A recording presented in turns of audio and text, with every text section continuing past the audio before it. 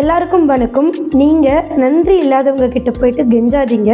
உங்களுக்கான ஒரு குட்டி ஸ்டோரி என்னென்னா, முன்னொரு காலத்தில் ஒரு 4 நாய் வளர்த்துட்டு வந்தார் ஒரு ராஜா. ஸோ அந்த ராஜா யார் தப்பு பண்ணாலும் சரி, அந்த நாய்களுக்கு இரையாக்கி அந்த தப்பு பண்ணுறவங்கள போட்டுருவாங்க. அந்த மாதிரி அங்கே 10 வருஷமாக வேலை செஞ்சிட்டு இருந்த ஒரு பணியாளன் ஒரு தப்பு பண்ணிட்டான். உடனே அந்த பணியாளனுக்கும் ராஜா அதே பனிஷ்மெண்ட் தான் கொடுத்தாங்க.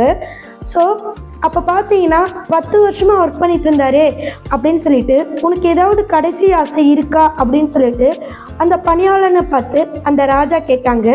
உடனே அந்த பணியாளர், ஆமாம், இந்த நாய்ங்க கூட நான் ஒரு 10 days பழகணும், அப்படி பழகின பிறகு நீங்கள் எனக்கு இந்த தண்டனையை கொடுங்க அப்படின்னு சொல்லிட்டு சொன்னான்.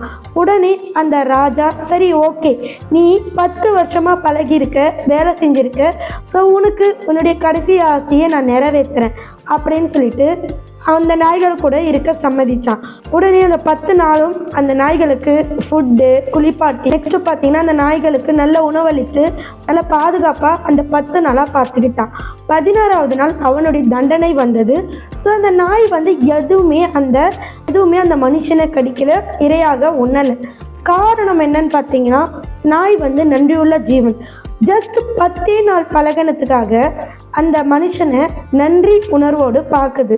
ஆனால் அந்த ராஜாவும் 10 வருஷம் பழகியிருக்காங்க. ஸோ கொஞ்சம் கூட நன்றி உணர்வு இல்லை.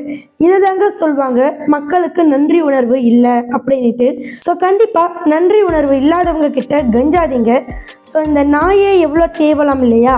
ஸோ மக்கள் இப்படி தாங்க, இந்த ராஜா போல தான் மக்கள். ஸோ இந்த கதை உங்களுக்கு புரிஞ்சிருக்கும் அண்ட் யூஸ்ஃபுல்லாக இருந்திருக்கும்னு நினைக்கிறேன். ஓகே ஃப்ரெண்ட்ஸ், இது போன்ற குட்டி மோட்டிவேட்டட்க்கு நம்ம சேனலை ஃபாலோ பண்ணிக்கோங்க. நன்றி, வணக்கம்.